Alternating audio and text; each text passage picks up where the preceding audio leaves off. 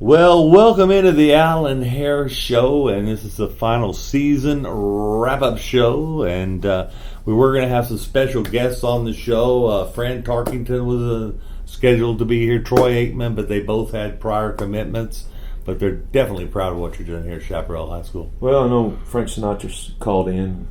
Elvis that was long distance. So long distance, baby. We can do one show without him. Oh yeah, I think so. Really, in all honesty, so proud of what you've done with the program this year. From what we put on the field beginning of last year, when you said, "Oh, we're running this offense, these kids," and what I saw them running, and to what I saw them running this year, man, is day and night.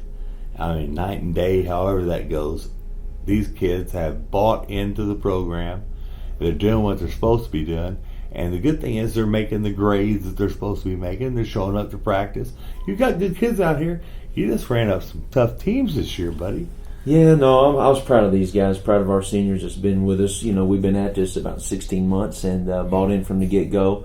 Yeah. I want to mention a few of them. One of our first all-district players with Adonis McKenzie played corner for us and jumped right in there. And a lot of times, that first year we were in over our head a little bit, but he just kept on battling. Another one that played defense more this year, and last year was more of a weak side receiver for us, was Jordan Brazil, who hadn't played before, but just kept getting better and better and learning, and was a student of the game. And so you see what it does for kids like that, and be proud that this place was open for kids like that they got their opportunity here, and so it really provided that avenue for them. Micah Curtis, is another one that played some tight end for us, and never had played tight end, never played an offense position that could possibly be in a route. So learning those types of things were really good for him. Isaac Bonilla is another one.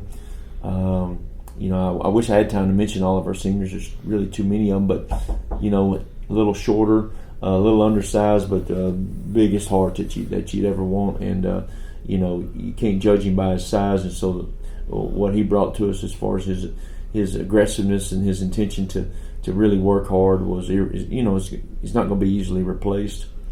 Tamarian Lake is another one that played up front, a little undersized, but just kept fighting his rear off each and every week. And then I'll mention Sam Wells was another senior, along with Jordan and Adonis, was another captain for us. And again, never played, but learned how to play, learned how to get in a stance, learned how to understand, what it means to BGO, ball get off, and understand how to read blocks and just be aggressive. And so those guys 5-10 years from now realize they were part of something special that got this thing started, and hopefully it provided something with their high school career that they can use and look back and have fond memories of not only what they learned in high school in the academic realm, but how they use athletic to connect the dots of what happens on that athletic playing field to what's really going to happen in life, and really learn how to overcome adversity. And that's what life's about. Yeah, and you've taught them a lot of life lessons out there on that field too. And like I said before, they never gave up. They kept that attitude of we can beat anybody on any given day. Yeah, no, they showed up ready to play, and that's all you can ask. And one thing I always try to talk to kids about is I always want to coach a team that nobody likes playing.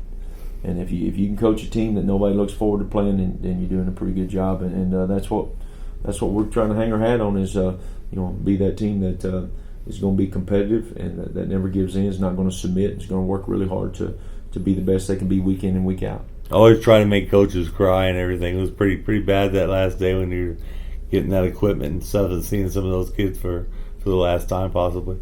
Yeah, that's the worst meeting of the year, is the meeting with the seniors after your last game. And you just provide the message of you're always here for them. You know my email, you know my cell phone number. I'm here for recommendations, letter, references. Don't call me if you get thrown in the slammer. But no, I'm just joking. But those types of relationships and bonds have been built so that we're really an extension of a parent for them, and that's what coaching's all about. Taking them where they couldn't take themselves, and sometimes that's making them do hard things. Hard things make you better. Adversity makes you better. You learn more from some of your defeats than you do your wins, and so our guys got to experience both of those, and they set the standard and raised the win total again this year so that the next class behind them they've got work to do to be better than this previous class. Yeah, because you're just inches away from the playoffs there, buddy. Yeah, I mean, we stayed in the hunt all year.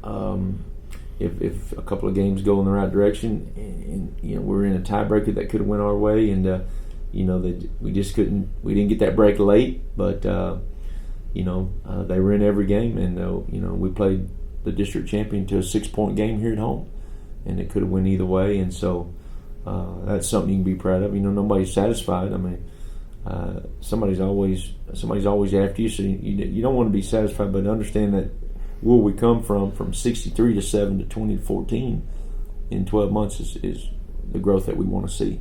Oh yeah, and so proud of everything y'all have done out here, and I'm not the only one. I've heard it all around town how proud they are of the chaperone program and everything you're doing, and you're doing it the right way. You're doing it the right way, and it's not only football. Yes, sir. You had girls in the playoffs already this weekend. Yeah, volleyball finished up cross country, so it's fun to see these programs grow. We had some three signings today as far as going to play. Volleyball and track and field and softball, and seeing the maturation process from those programs, and so the girls basketball programs is I think they're sitting 24th in the rankings in 5A, and so they're fixing to make some noise. The boys are right there with them, and you want to be competitive. I know soccer starts on the 27th, and so you look up, you're going to have 4 or 5. Wrestling has already started. They've already had some duels, and now they'll start competition amongst some other schools, and so here we go. Hold on, because there's a lot going on. Yeah, and people don't realize you're the campus athletic director, so you're expected to be at as many of these events as you can. Yeah, well, you try to. You don't want to make them feel. You want to support them. You don't want to make them feel like you're wearing the coaches while you're there. But there's so many to get to that you feel sometimes that you can't get to them all. But when you communicate with them, is that they need to know that you can support them and help them in any way possible. Yeah. You got a good group. You let them do their job and let them do good things for kids. Just know they have a resource here if they need it. You got a good group. Yes, sir. You hired some good coaches. Yes, sir. And so they're right in the middle of the busy time for them. So we'll a lot of games, a lot of meets and matches and games, and from this weekend on they'll be all kind of. And all season started. You start all season. Yeah, we started that following day and we got out. So, it's time to, we maintained during the season. So now we start the growth phase. So that goes back to you're going to be sore. There's going to be a lot of work. If you take it easy on them now, well, then get ready for your opponents to be easy as well, as far as them getting an easy win on you. So we're not, we're going to work. And if you're part of what we do, we're going to work. And if work's not something you like, well, then it's probably not a place you want to be, because from 8 o'clock to when we get done is it's going to be time to get bigger, faster, stronger, and we're going to get as many reps as we can throughout the time that we got. We're going to, everybody gets the same amount of allotment of time. It's what you do with your time that's the difference. Right. Me and you could go down to Intertown Fitness and sit there and say we went to the gym for 2 hours, but what did you do while you were in there is what really matters. Talk. Yeah, well, then, good conversation. Good. The heart rate would get up. Yeah, that's not helping me with that at all. Well, congratulations on just being a great guy and a great coach. If nothing else, I'll tell you what, you had a good year, and wish we would have got into the playoffs, but I don't have that.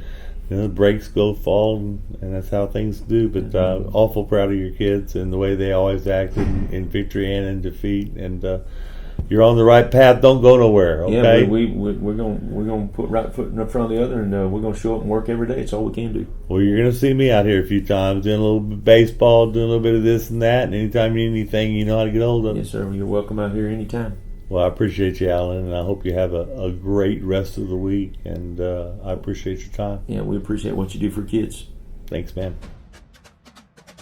You are watching I-14 Sports Network.